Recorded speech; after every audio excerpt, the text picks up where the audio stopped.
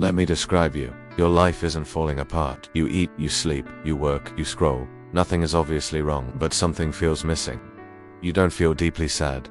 You just feel empty. You go through the day on autopilot, smiling when you're supposed to, laughing when you're expected to. You do all the things a normal person does, but you feel like you're watching your own life from a distance, like it's a movie about someone else. That hollow feeling in your chest, that's not weakness. It's not a sign that you're ungrateful or that something is fundamentally broken within you. That feeling is your brain, your soul, your deepest self, telling you something is off. It's a quiet alarm bell, ringing in the background of your seemingly perfect life, warning you that the path you're on isn't leading where you need to go. So let's talk about why this happens. One of the biggest reasons is that your brain was not built for this world. Think about it. For millions of years, human brains evolved in an environment of scarcity. Now, we live in an environment of overwhelming abundance. Notifications, short videos, fast food, endless news cycles, drama, entertainment on demand, 24/7. Every single swipe, every click, every like, hits your brain's dopamine system. Now, here's a common misconception. Dopamine doesn't actually give you pleasure. Its real job is to create craving. It's the I want more chemical. It drives you to seek things out. So the more you consume this high stimulus content, the more your brain craves it, and the harder it becomes to feel anything from normal, everyday life. Suddenly, a home-cooked meal feels boring compared to the hyper-palatable flavors of fast food. A real conversation with a friend feels dull compared to the rapid-fire drama you see online. Achieving a long-term goal feels empty because it doesn't deliver that instant, intense hit your brain is now used to. The baseline for what feels rewarding has been artificially jacked up so high that reality can't compete. You're not broken. You're not depressed in the classical sense. Your reward system is simply overloaded. It's like listening to music with the volume on max for hours.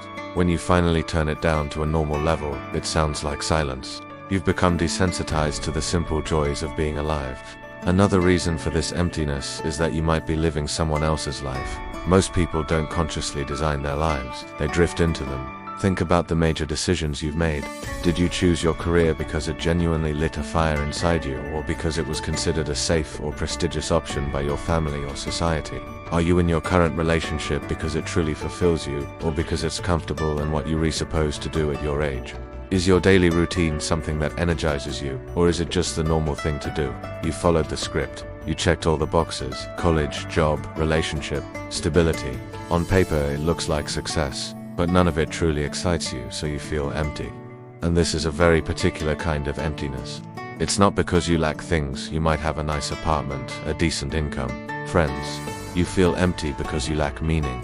You're constantly busy, running from one task to the next, but you feel fundamentally disconnected from what you're doing. Your actions are not aligned with your core values or your true passions. You're a performer in a play that you never auditioned for.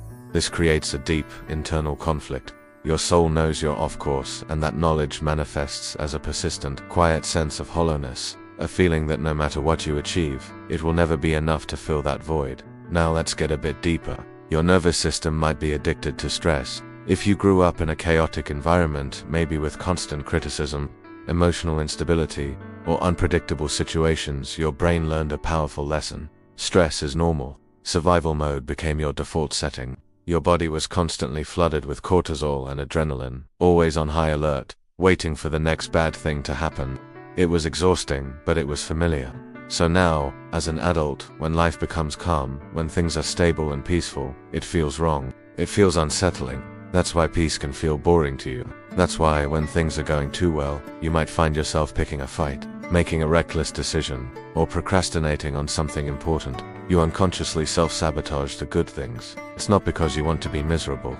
It's because your nervous system doesn't know how to operate outside of crisis. It's searching for the familiar tension it was trained to expect. The quiet feels dangerous. The stability feels like the calm before the storm. That feeling of emptiness, in this context, is your nervous system screaming in the silence, not knowing how to live without being in survival mode. It's a withdrawal symptom from a lifelong addiction to chaos. You crave the drama not because you like it, but because it's the only state in which you've ever known how to feel truly alive, even if that feeling was fear. And finally, let's talk about the most common coping mechanism of our time: distraction. You don't sit with your thoughts anymore, do you? The moment you feel a flicker of boredom, a pang of loneliness, or a hint of sadness, what do? You grab your phone, you open an app, you turn on the TV, you distract. We have become masters of avoiding our own internal worlds. But numbness isn't peace, it's an emotional shutdown. By constantly running from discomfort, you are also running from joy, from connection, from passion. You can't selectively numb feelings. When you numb the pain, you numb everything else too. You don't feel fully alive because you never let yourself feel anything real. Your life becomes a flat line of muted experiences, never too low, but also never truly high. The emptiness is the price you pay for avoiding the messy, beautiful, and sometimes painful reality of being human. So, how do you begin to feel again? This isn't about finding a new motivational quote or forcing yourself to be positive. You don't fix emptiness with more hype. You fix it with subtraction, not addition. First, you have to deliberately reduce your dopamine intake. This means taking breaks from your phone, from endless content, from junk food. It's called a dopamine detox. At first, it will feel incredibly boring and uncomfortable. That's the point. Boredom is not the enemy, it's the beginning of clarity. It's in those quiet, unstimulated moments that your brain starts to reset. Next, you have to consciously choose discomfort. Instead of living a life based on what's safe or comfortable, start asking what excites you, even if it scares you. Start that project you've been dreaming about. Have that difficult but necessary conversation. Learn that skill you think you're too old for. This is how you start building a life that has meaning, a life that is yours. It's about aligning your actions with a purpose, even a small one. And finally, you have to reconnect with real life. Spend time in nature without your phone. Have a conversation with someone and give them your full, undivided attention. Sit in silence and just notice your thoughts without immediately trying to escape them. Silence brings truth. Discomfort brings growth. That's how emotion, real emotion, comes back.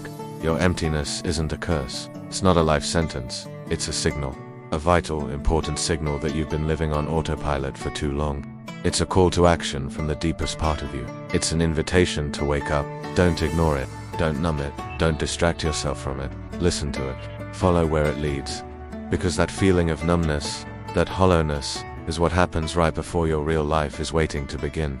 Thank you for watching. If this made you uncomfortable, subscribe. This channel isn't here to comfort you.